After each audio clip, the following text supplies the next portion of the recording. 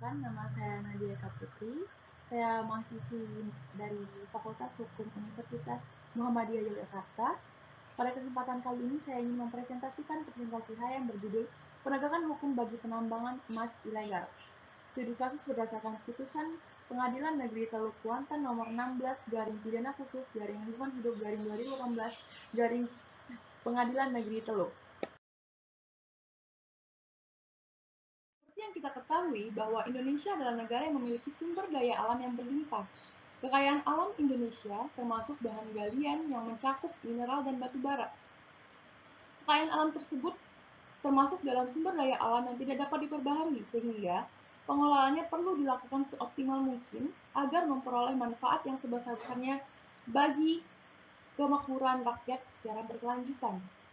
Untuk itu, pemerintah mengeluarkan Undang-Undang Nomor 4 Tahun 2009 mengenai Peraturan Pertambangan Mineral dan Batu Bara.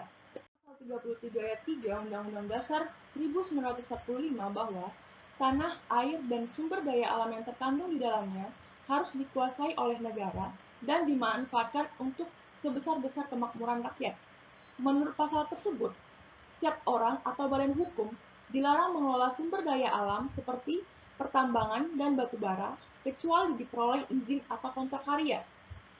Perizinan hukum pertambangan yaitu izin usaha pertambangan, izin pertambangan rakyat, atau izin usaha pertambangan khusus. Kegiatan usaha penambangan dilakukan tanpa izin, maka dapat dikenakan pidana sebagaimana tertuang pada ketentuan pidana pasal 158 Undang-Undang Republik Indonesia Nomor 4 Tahun 2009 dengan ancaman pidana penjara paling lama 10 tahun dan denda paling banyak 10 miliar rupiah. Dalam pasal 37, yang berhak memberi izin usaha pertambangan adalah Bupati atau Wali Kota apabila wilayah izin usaha pertambangan berada di dalam satu wilayah kabupaten atau kota dan izin usaha pertambangan. Yang kedua, Gubernur apabila wilayah izin usaha pertambangan berada pada lintas wilayah kabupaten atau kota dalam satu provinsi setelah mendapat rekomendasi dari Bupati atau Wali Kota setempat. Yang ketiga, Menteri apabila wilayah izin usaha pertambangan berada pada lintas wilayah provinsi setelah mendapatkan rekomendasi dari gubernur dan bupati atau wali kota sesuai dengan ketentuan peraturan perundang-undangan. Penegakan hukum terhadap pelaku pertambangan ilegal yang dilakukan oleh pemerintah. Ada tindakan preventif, yaitu pencegahan, dan apabila tindakan tersebut telah dilaksanakan dan tidak diindahkan, maka akan dilakukan tindakan represif, yaitu penindakan. Preventif berupa himbauan, baik itu secara tertulis maupun tidak tertulis kepada masyarakat, agar tidak melakukan penambangan emas ilegal. Yang kedua, melakukan sosialisasi tentang dampak penambangan emas ilegal bagi masyarakat serta lingkungan hidup.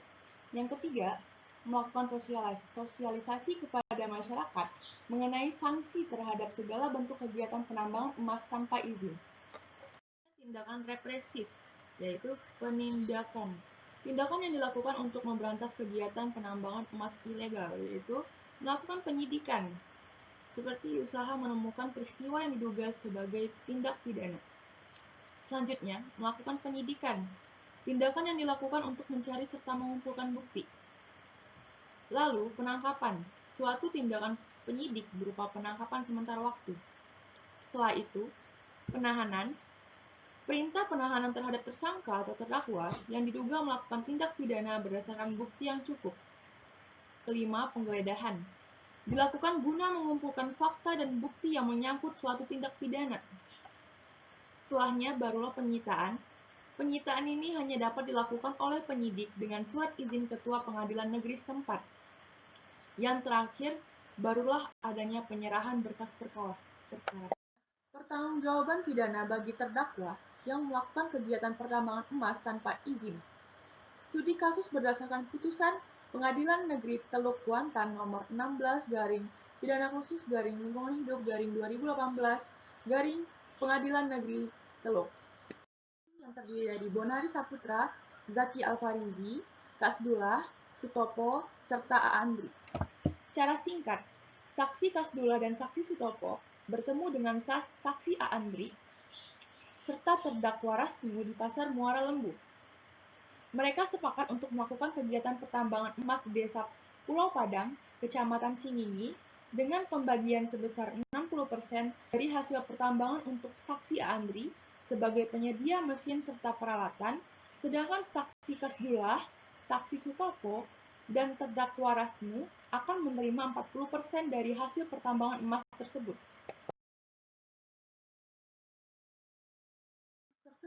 Ditemukan fakta-fakta hukum sebagai berikut.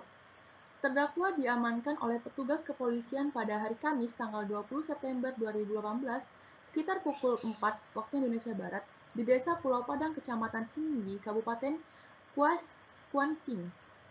Yang kedua, sebab terdakwa diamankan oleh petugas karena terdakwa telah melakukan kegiatan penambangan emas tanpa izin.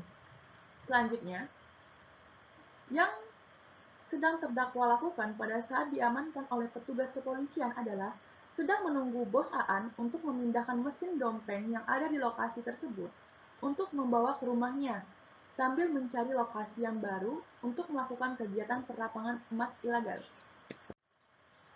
Selanjutnya, tujuan dari kegiatan penambangan yang terdakwa lakukan adalah untuk mendapatkan butiran-butiran emas. Melakukan kegiatan pertambangan untuk mendapatkan butiran-butiran emas adalah 7 hari yang lalu. Selanjutnya, alat-alat yang digunakan untuk melakukan kegiatan penambangan tersebut adalah mesin dompeng, digunakan untuk menggerakkan keongan. Yang kedua adalah keongan, digunakan untuk menghisap atau menarik pasir atau kerikil. Yang ketiga, pipa paralon dan spiral yang digunakan sebagai jalan masuk air, pasir, dan batu ke dalam asbuk. Yang keempat, asbuk, yang digunakan untuk menampung dan menyaring pasir dan kerikil yang dihisap. Yang kelima, karpet, digunakan untuk tempat jatuhnya butiran-butiran emas dan menyaring pasir dengan butiran-butiran emas. Yang terakhir adalah air raksa. Air raksa digunakan untuk memisahkan pasir dan butiran-butiran emas dan juga menyatukan butiran-butiran emas. Tersebut, semua unsur dari Pasal 158 Undang-Undang Republik Indonesia Nomor 4 Tahun 2009 tentang Pertambangan Mineral dan Batu Bara, Jungto Pasal 55 Ayat 1 ke 1 KUHP telah terpenuhi.